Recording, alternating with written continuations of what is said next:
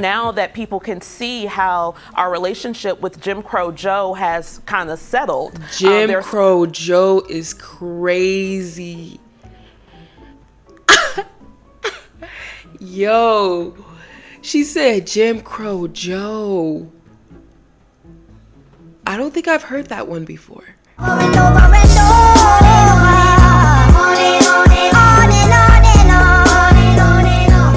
So a former Obama intern is now supporting Donald Trump. It is low-key, high-key making conversation because it's like, oh, whoa there. She did an interview. I don't know her name. This is literally my first time seeing it. I just saw it on my For You and I was like, okay, well, people are talking about it. Let's see what's it about. I'm gonna be honest. Am I surprised? No, not necessarily because she's a former Obama intern. Just the fact that she is a Democrat and now supporting Trump, or I don't know if she's currently a Democrat, but she was at least a Democrat at one point and now supporting Trump. I think that's a conversation we're just not talking about enough, about how a lot of people are not necessarily leaving the Democratic Party, but just more and more people from the left are supporting Trump, not because they want to. I think it stems from just because they feel like they have no other choice. That's a separate conversation. Let's get into this video. Residents in Chicago outraged at Mayor Brandon Johnson over his proposal for an additional $70 million for the migrants. P. Ray Easley is one of those Chicago residents, and she joins me now. That's a pretty name. A petition to recall the mayor is now gaining some steam. I take it this is all about the migrants, right? Correct. The mayor has decided that he wants to put the taxpayers and the voters on the back burners to give our money and resources to people who have not paid a dime into our tax base. And for that reason, he has to go. You once interned for Barack Obama before his presidency. Yes. Now Correct. You're a pro-Trump conservative. Well, what changed? I moved out of the country in 2016 to go into a self-imposed political exile to protest him because I could not get full-time work with Obamacare. The employer mandate stating that people had to give, or employers had to give health insurance if they had employers who worked more than 30 hours, prevented me from getting a full-time schedule. And so I said, forget this. I grabbed my 4-year-old and we moved to sunny Senegal until he was out of office. You were in Senegal for a couple of years.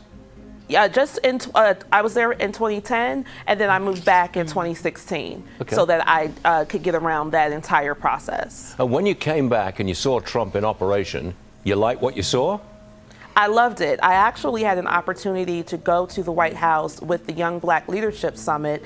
And my goal for going there was actually to have a conversation with Dr. Ben Carson about federal housing mismanagement in the city of Chicago. And that turned into an invitation to the White House, and I literally got red pilled by the President of the United States and brought that message right back to my people in my city.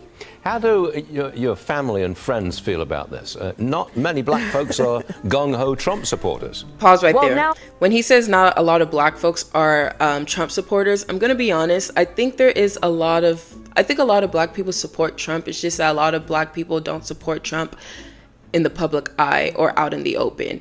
I think that this is just my personal opinion, obviously. It's my channel.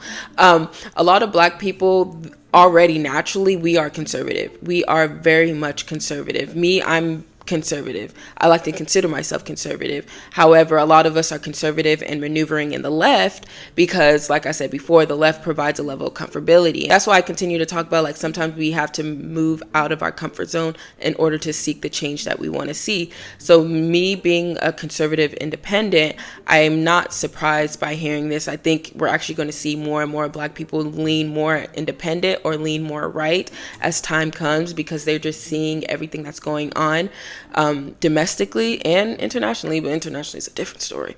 But just seeing everything that's happening domestically. They are. Initially, when I started doing this in 2019, no, they were not happy at all. People were booing me and throwing tomatoes and turning their backs on me. We were doing Black Chicago for Trump during the 2020 campaign. So we were slapping Black for Trump bumper stickers on Biden signs all around the city. However, now that people can see how our relationship with Jim Crow Joe has kind of settled. Jim Crow Joe is crazy. Yo, she said Jim Crow Joe. don't think I've heard that one before. A. Starting to say, oh my God, P. Ray, you were trying to save us. We're so sorry. We should have listened to you. We're ready to go as well, because I affectionately call the President Trump, my Donnie. So they're like, P. Ray, we want him to be our Donnie too, and it's more than enough to share. Oh, real fast here. In 2020, Trump got roughly 8% of the black vote. What proportion of the black vote do you think he'll get this year? 60, 65, 70. We are done with the last living Dixiecrat named Joseph Robinette Biden. We are moving on. They have been very disrespectful to us, and we deserve better as American citizens. I predict that within 2 years you'll be running for office. Am I right? Thank you, sir. I knew it. P. Ray, thank you very much for joining us this morning. It was real good stuff. We appreciate you. Come and see us again. Thanks. Thank you, sir. 2 things. Jim Crow is actually crazy. So 2 things. I don't think he's going to get 60, 70, 80% of the black vote. I think Donald Trump can probably get a solid 22, between 22, 25 is even a lot. I'm not going to lie. I think he could get a solid, a little over 20% of the black vote. I'm not going to lie. 2, I agree with what she said in regards to like a lot of black people are done, like showing up for him, showing up for the party. I agree with that. I will say this, I disagree, and she's not the only one who does it. I disagree with this mindset of looking at the person as if they're your savior.